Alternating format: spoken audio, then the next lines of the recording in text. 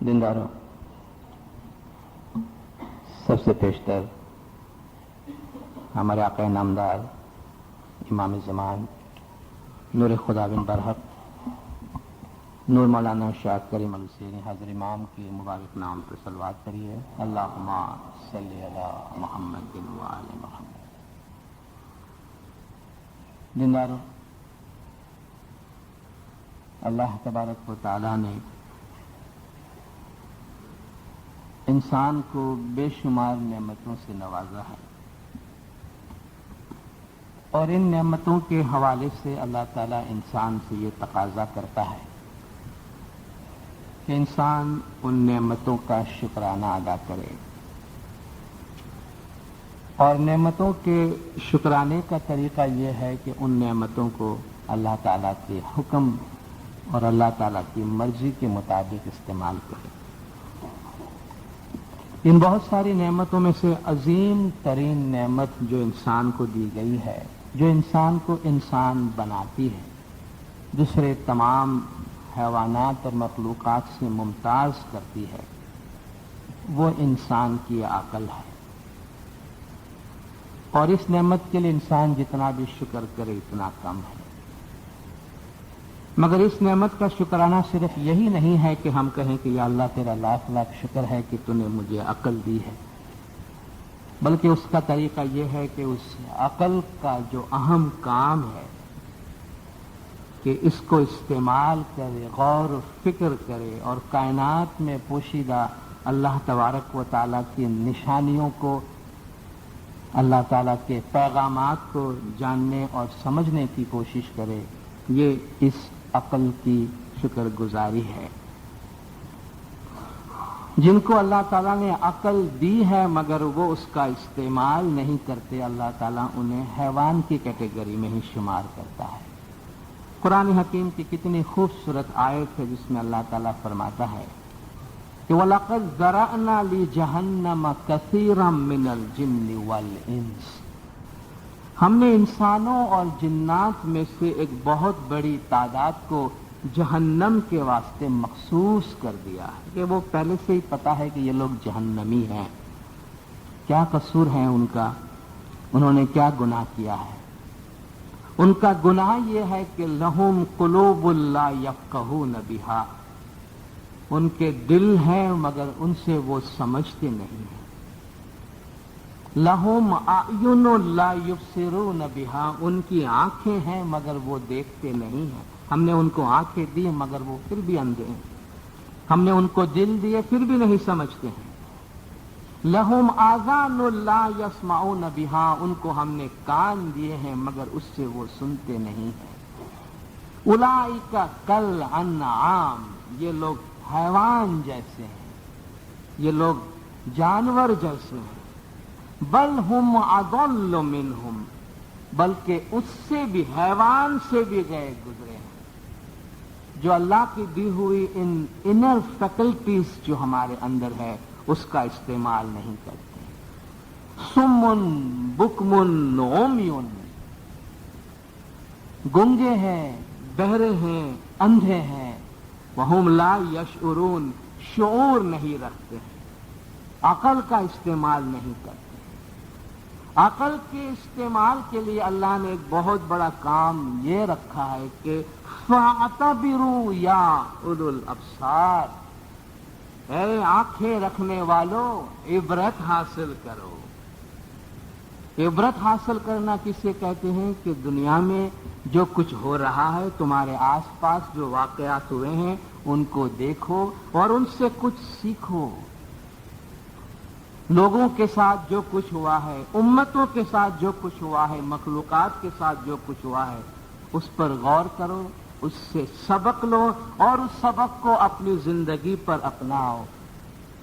آج ہم اللہ تعالیٰ کی انہی نشانیوں کے بارے میں اور اس کائنات میں موجود جو ہمارے لیے عبرت ہے، جو ہمارے لیے کچھ سبق ہے، اس کے حوالے سے بات کریں گے۔ اور اس کی بنیاد پیر شمس ماں باپ کا ایک گنان ہے جس کے بہت پاورفل ورڈنگ سے اور بہت مضبوط اور بہت جاندار اس کا پیغام ہے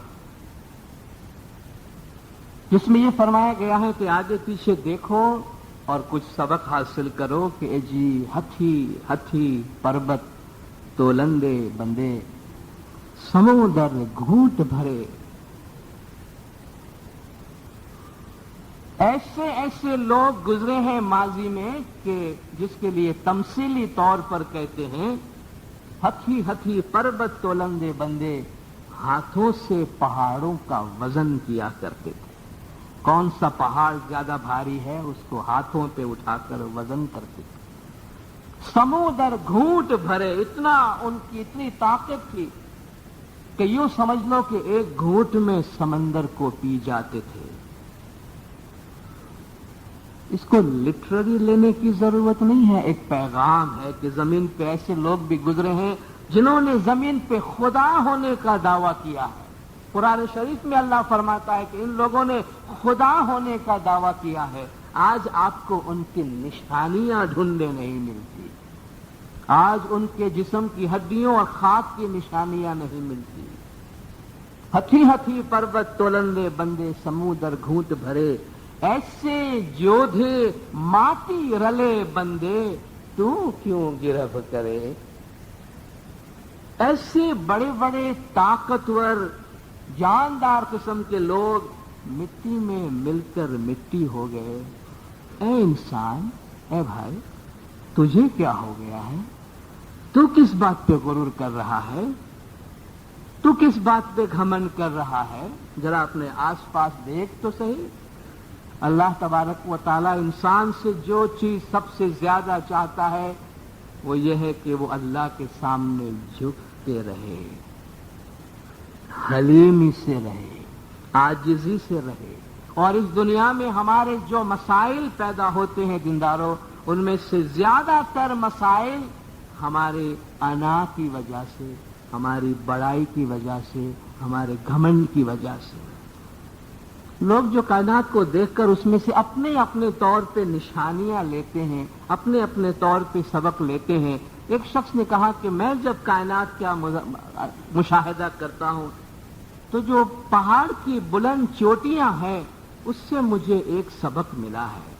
क्या आपने देखा है पहाड़ की जो बुलंद चोटियां होती है उस पर हमेशा बर्फ जमी रहती है। गर्मी का मौसम आ जाए, तमाम बर्फ पिघल जाए, फिर भी आपने देखा होगा कि पहाड़ की चोटी के ऊपर बर्फ रहती है और उन चोटी को ढांप के रखती है हमेशा।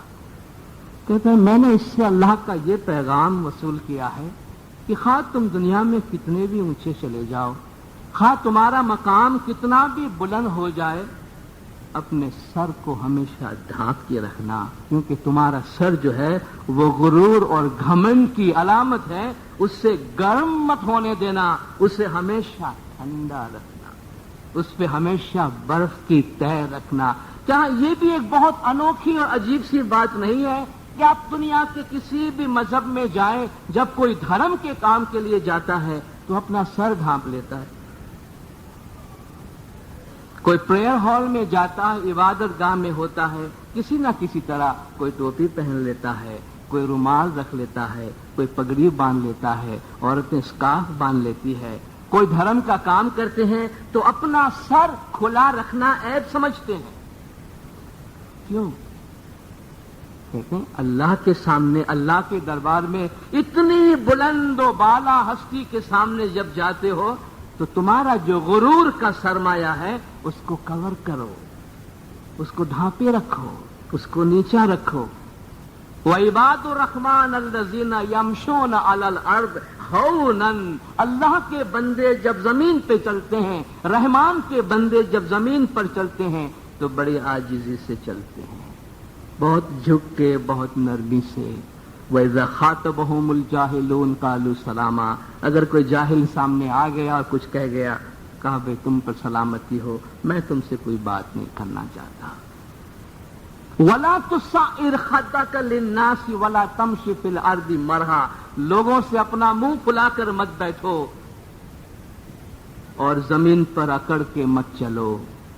वक़्सिद फी मशी का, अल्लाह फरमाता है یہ آداب کے بھی خلاف ہے. تم زمین پر اکڑ کے مت چلو. تم یہ نہیں سمجھنا کہ زمین پر اکڑ کے چل کے تم اللہ کی زمین کو پھاڑ ڈالو گے. تم کچھ بھی نہیں کر سکتے ہو.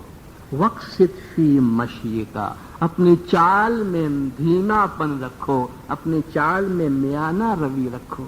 وقصد فی مشیکا وغدد من صوتک، جب بات کر تو بھی نرمی سے بات کر. نہ تیرے چال سے، نہ تیرے لباس سے، نہ تیری آواز سے، تیری باتوں سے کہیں سے بھی گھمنڈ کی کوئی بو آئے، کیونکہ خلق الانسان ضعیفا، تو بڑا کمزور پیدا کیا گیا ہے. اور جب تو بڑائی کرتا ہے تو شاید اللہ کو بھی شرم آتی ہے کہ یہ کیا ہو گیا ہے اس کو، جس کو میں نے اتنا کمزور بنایا ہے، یہ میری مخلوق بڑائی کیوں کرتی ہے. اور عاجز ہونے کا تقاضا صرف انسان سے کیا گیا ہے، کیونکہ انسان ہی کانشیسلی ہمبل ہو سکتا ہے. باقی سب تو عاجز ہیں، باقی سب عاجز ہیں. خدا فرماتا ہے یہ پوری کائنات اسلام ہے. افغیر دین اللہ یبغون، کیا یہ اللہ کے دین کے سوا کوئی اور دین چاہتے ہیں؟ وَلَهُ أَسْلَمَ مَنْ فِي السَّمَاوَاتِ وَالْأَرْضِ طَوْعًا وَكَرْهًا. اور آسمان و زمین میں جو کچھ بھی ہے سب اللہ کے سامنے اپنا سر جھکائے ہوئے ہے. پوری کائنات اللہ کے کمان پہ چل رہی ہے. انسان کے پاس چوائس ہے، اور اس چوائس کے حوالے سے انسان سے کہا گیا کہ تمہیں ہم عاجز ہونے پہ مجبور نہیں کرتے، مگر تمہیں ہم تعلیم دیتے ہیں کہ تمہارے حق میں بھلا ہے کہ جس قانون پہ پوری کائنات چلتی ہے تم بھی اسی کے ساتھ چلو، تاکہ کائنات کے ساتھ تمہاری ہارمنی رہے. ورنہ اگر تم بڑائی کرو گے تو اس کائنات کے نظام سے نکال دیے جاؤ گے، کیونکہ اللہ کے سامنے کوئی بڑائی کر نہیں سکتا. بڑائی سب سے بری خصلت ہے.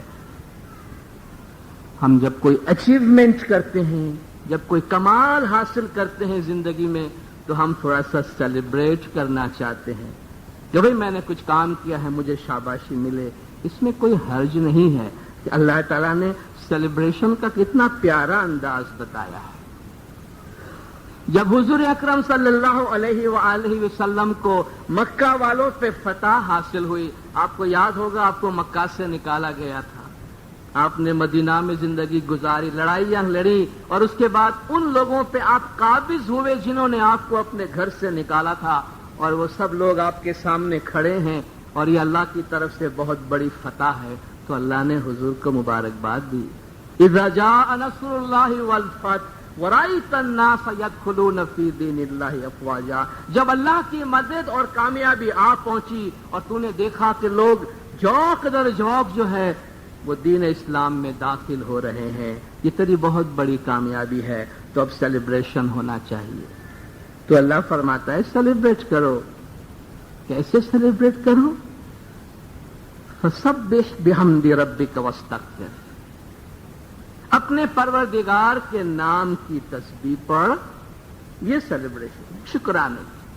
اپنے پروردگار کے نام کی تسبیح پڑھ. یہ حکم پیغمبر، تمام پیغمبروں کے سردار کو دیا گیا ہے کہ جب تجھے یہ کامیابی نصیب ہو تو پروردگار کے نام کی تسبیح پڑھ، واستغفر ہو، اور اس کے لیے اس کے پاس اپنے گناہوں کی معافی مانگ. انہ کان توابا، وہ بڑا بخشنے والا، بڑا مہربان ہے. اتنے بڑے پیغمبر کو اتنی بڑی کامیابی کے بعد بھی یہ کہنے کی اجازت نہیں دی گئی کہ میں نے کچھ کیا، میں نے کچھ حاصل کیا، بلکہ اس سے کہا گیا سبحان اللہ، کہو کہ اللہ پاک ہے، اللہ کی بڑائی ہے. تو کیوں گرب کرے؟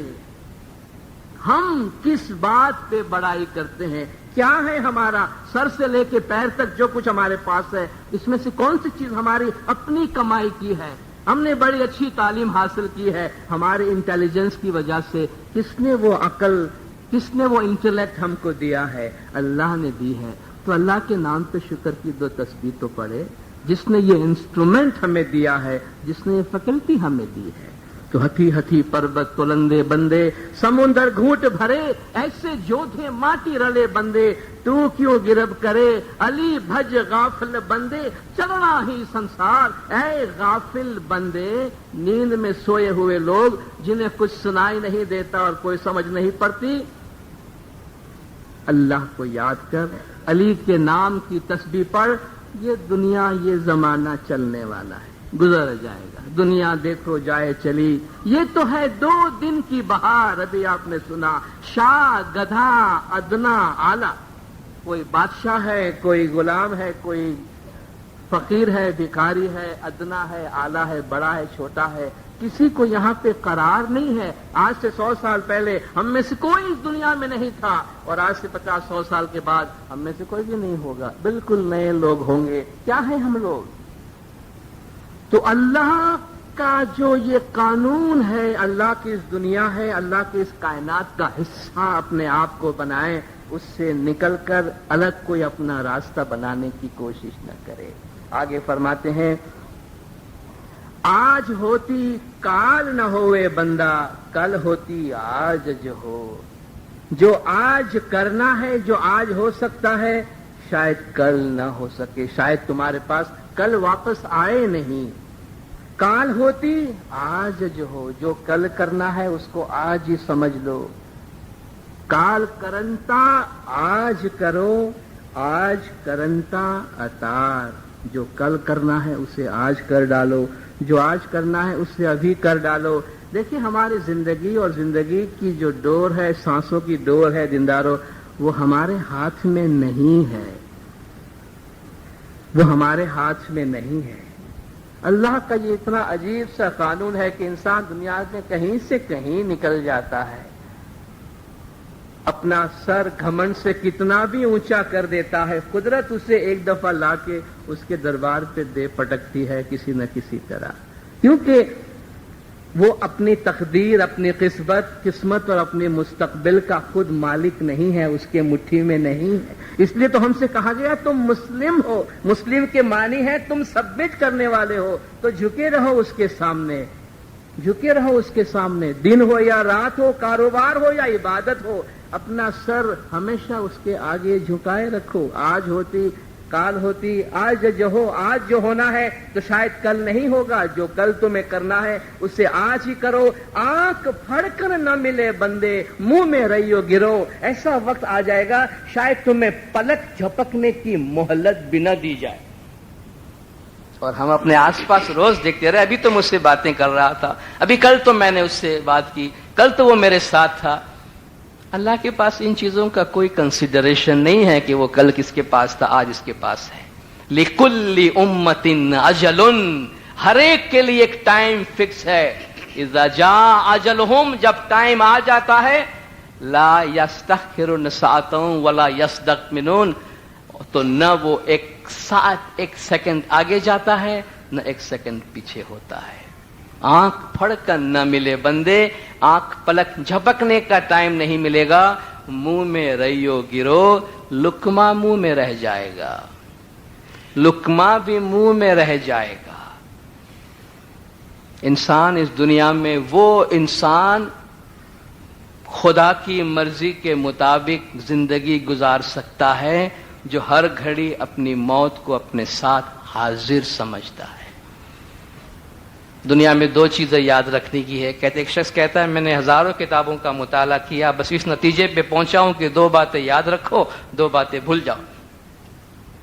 اللہ کو یاد رکھو اور اپنی موت کو یاد رکھو، بس باقی سب ٹھیک ہے اپنی جگہ. یہ 2 چیز اگر تمہیں یاد ہے تو زندگی بالکل سنور کے رہے گی. اور اگر تم نے کسی کا بھلا کیا ہے تو اس کو بھول جاؤ، اور کسی نے تمہارا برا کیا ہے تو اس کو بھول جاؤ. کہا بس یہ لائف کی فلسفی ہے. امام نے اپنے فرمان میں فرمایا کہ پیر صدرالدین سے کبھی کوئی گناہ کا کام نہیں ہوتا تھا، کیونکہ وہ ہر گھڑی اللہ کو اپنے ساتھ حاضر و ناظر سمجھتے تھے. تو اگر خدا ہمارے ساتھ حاضر و ناظر ہے، موت ہر گھڑی ہمارے ساتھ لگی ہوئی ہے، تو ہمارا دھیان ہمیشہ اپنی روح کی طرف اور خداوند تعالیٰ کی ذات کی طرف رہے. آگے فرماتے ہیں جن سنگ ہنس ہنس بولنے بندے، ایک گھڑی نہ رہو. جن کے ساتھ ہنس ہنس کے باتیں کر رہے تھے، جن کے ساتھ کل آپ مذاق کر رہے تھے، جن کے ساتھ ہم ہنسی مذاق سے وقت گزارتے ہیں، ایک پل کے واسطے بھی وہ آپ کے ساتھ نہیں رہا. پچھلے دن میں ایک واعظ میں تذکرہ کر رہا تھا، روحانی زندگی، خدا کی یاد میں زندگی گزارنے کے بہت سے پہلوؤں کی بات کر رہا تھا. اس میں ایک پوائنٹ یہ میں نے عرض کی تھی کہ کوشش کریں کہ اپنے جنازے میں خود شریک ہو کبھی. بڑا عجیب سا جملہ لگتا ہوگا. کوشش کریں کبھی اپنے جنازے میں شریک ہو. ہم لوگوں کے جنازوں میں تو شریک ہوتے ہیں.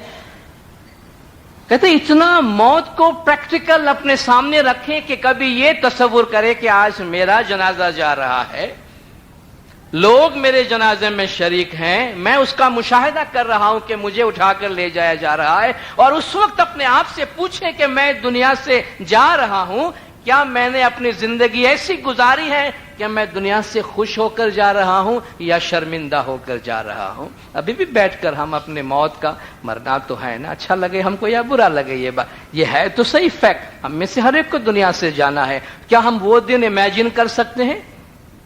اگر ہمارے اسٹوڈنٹ امیجن کرتے ہیں کہ بھئی میری گریجویشن سیریمنی ہو رہی ہے اور مجھے ایوارڈ دیا جا رہا ہے, یا میری شادی ہو رہی ہے, میرا نکاح پڑھایا جا رہا ہے, میرے بچوں کی شادیاں ہو رہی ہے, جب یہ امیجن کر سکتے ہیں تو اس کو امیجن کرنے میں کیا حرج ہے کہ اللہ نے مجھے بلا لیا ہے, دنیا میں میرا وقت پورا ہوا ہے, میں جنازے میں ہوں اور مجھے لے جایا جا رہا ہے. کم سے کم اپنے آپ سے یہ تو پوچھوں پیچھے دیکھ کر کہ ہاں میں اطمینان سے جا رہا ہوں, میں نے اچھی زندگی گزاری, میں آگے منہ دکھانے کے لائق ہوں, یا شرمندگی ہے ابھی سے ہم وہ اس پل کو دیکھیں. تو کوئی وقت کے انتظار کرنے کی ضرورت نہیں ہے. اس سے ہماری روحانیت, ہماری باطنیت, خدا کی ذات, خدا کی یاد ہر گھڑی ہمارے ساتھ رہتی ہے. جن سنگ ہنس ہنس بولنے بندے, ایک گھڑی نہ رہو, کھاند اٹھا کر گاڑ دے بندے, الٹ پلٹ بھیو. ابھی ایک تھوڑی دیر پہلے آپ بات کر رہے تھے, تھوڑی دیر بعد آپ اس کو لے جا کر قبر میں ڈال دیتے ہیں, کندھے پہ اٹھا کر اس کو زمین میں ڈال کے قبر میں گاڑ دیتے ہیں, اور الٹ پلٹ بھیو, وہ کیا تھا اور کیا کا کیا ہو گیا. لتیاں گتیاں دئی, لتیاں گتیاں دئی, عجب کی صورت اے بنائی ہے. ابھی ہم جس کو پیار اور محبت سے اپنے اتنے عزیز اور قریب رکھتے تھے, ابھی اس کو مٹی میں ڈالا ہے اور اپنے ہاتھوں سے, اپنے ہی پیروں سے اس مٹی کو ہم ٹھیک کر رہے ہیں. یہ دنیا کی ریالٹیز ہیں, یہ دنیا کی حقیقتیں ہیں. ان کو جتنا قریب سے دیکھ کر اور سمجھا جا سکے اتنی روح کے اندر بیداری رہتی ہے. خوف خدا اور خوف موت انسان کو بری چیزوں سے ہمیشہ بچائے رکھتی ہے. آگے فرماتے کہ مثال دیکھ کر ہے جی, من مانو دھا تارا رانی, پہنتے گلے 9 کروڑ دا ہار, کاشی نگری میں چوواٹے, راجا ہریش چندرے ویچی نار. ہندو میتھولوجی اور ان کی تاریخ کی بات ہے کہ راجا ہریش چندر کو اس کی بیوی تارا رانی کتنی پیاری تھی, من کو بہت عزیز, اور اتنا پیسہ اس کے پاس کہ جو جی کو آئے وہ کر سکتی تھی. 9 کروڑ کا ہار اپنے گلے میں پہنتی تھی. تمثیل, مثال کی بات ہے. اتنا پیسہ اور اتنی عزت اور اتنا پیار کہ گلے میں 9 کروڑ کا ہار پہن رہی ہے. مگر راجا ہریش چندر نے کسی کو وچن دیا ہوا تھا, اور اپنی سچائی کے اس وچن کو, اس وعدے کو, اس قول کو پورا کرنے کے لیے اسے اپنا سب کچھ بیچنا پڑتا ہے. اور یہ وقت آتا ہے کہ اسی تارا رانی کو وہ چوراہے پہ جا کے بیچتا ہے, نیلام کرتا ہے, سیل کرتا ہے. کہتا یہ دنیا ہے. آج تمہاری رانی ہے, تمہاری عزیز ہے, اتنی دولت ہے, کل تم اپنے ہاتھوں اپنی بیوی کو بیچتے ہو اپنے ایک وچن, اپنے قول کو پورا کرنے کے لیے. اللہم مالک الملک, قرآن حکیم میں یہ دعا سکھائی گئی ہے, اور حضور اکرم کو اللہ نے یہ دعا سکھائی ہے. قل اللہم مالک الملک تؤتی الملک من تشاء وتنزع الملک ممن تشاء. اے اللہ کہو, اے میرے اللہ, تو سلطنت کا مالک ہے, جس کو چاہے سلطنت دے دے, جس سے چاہے سلطنت لے لے. تعز من تشاء وتذل من تشاء, جسے چاہے عزت دے دے, جسے چاہے ذلیل کر دے. بیدک الخیر, تیرے ہاتھ میں قوت ہے. انک علی کل شیء قدیر, تو ہر چیز پر قدرت رکھنے والا ہے. یہ اللہ کا نظام ہے, یہ اللہ کا ملک ہے, یہ اللہ کی سلطنت ہے. اور اللہ کے اس قانون سے ہمیشہ ڈر کے رہنا چاہیے. اللہ کے اس قانون کو کبھی بھول سے بھی چیلنج نہیں کرنا چاہیے کہ دیکھتا ہوں کون میرا کیا کر لیتا ہے، میرے پاس اتنی طاقت ہے اور میرے پاس اتنا سرمایہ ہے. کچھ بھی نہیں ہے. اللہ غنی وانتم الفقراء، اللہ غنی ہے، تم سب کے سب فقیر ہو اللہ کے سامنے. اور جو فقیر ہے اللہ کے سامنے فقیر کی طرح عاجز بن کے رہے، اسی میں اچھائی اور بھلائی ہے. آخر میں فرماتے ہیں کہ جی گرگنان بولیا داتا پیر شمس یاشا جملو لگائیے پار. پیر شمس یہ گنان فرماتے ہیں کہ یا مولا سب کو نجات دے، دسوند دیو میرے مومنو تو اترو پہلے پار کے. میرے مومنو دسوند ادا کرو، حق حلال کی کمائی کھاؤ تو پار اترو گے. اور اس کانٹیکسٹ میں دسوند کو بیچ میں لانے کی کیا ضرورت پیش آئی؟ اس لیے کہ تمہاری عقل کا تعلق، تمہاری سوچ کا تعلق لقمہ کے ساتھ براہ راست ہے. ہم جو کچھ کھاتے ہیں اس سے ہمارا جسم بنتا ہے، ہمارا بلڈ بنتا ہے، ہمارا بلڈ باڈی میں چلتا ہے، اس سے ہمارے سارے سسٹم کام کرتا ہے، اسی سے ہماری عقل، ہمارا برین کام کرتا ہے، اس میں سوچ آتی ہے. کہا لقمہ اگر حلال ہے، لقمہ اگر پاک ہے تو وہ غذا نہیں ہے، وہ نور بن کے ہمارے اندر جاتا ہے اور خیالات نورانی بنتے ہیں. اگر لقمہ ناپاک ہے، حق حلال کی کمائی نہیں ہے، دسوند اس میں سے ادا نہیں کی گئی ہے، تو اس سے انسان کے وجود میں اندھیرا ہوتا ہے. جب اندر اندھیرا ہے تو وچار، عقل، سوچ بھی بہت بری آئے گی. سوچ بری آئے گی تو اعمال بھی برے ہوں گے. اسی لیے کہتے ہیں کہ دسوند دیو میرے مومنو تو اترو پہلے پار. امام کا حق دسوند مال واجبات ادا کرو تاکہ تمہارا وجود پاک رہے اور اس پاکیزگی کے ساتھ تم پار اتر سکو. عرض یہ کرنا ہے کہ دیکھیں ہمارے پیروں کے ان کلاموں میں، ہمارے پیروں کے ان پیغامات میں کتنا جوہر ہے، کتنا ایسنس ہے، کتنے پاورفل میسیجز ہیں. یہ ہمارے طریقے کے ایتھک کی بنیادیں ہیں، گراؤنڈ ہے.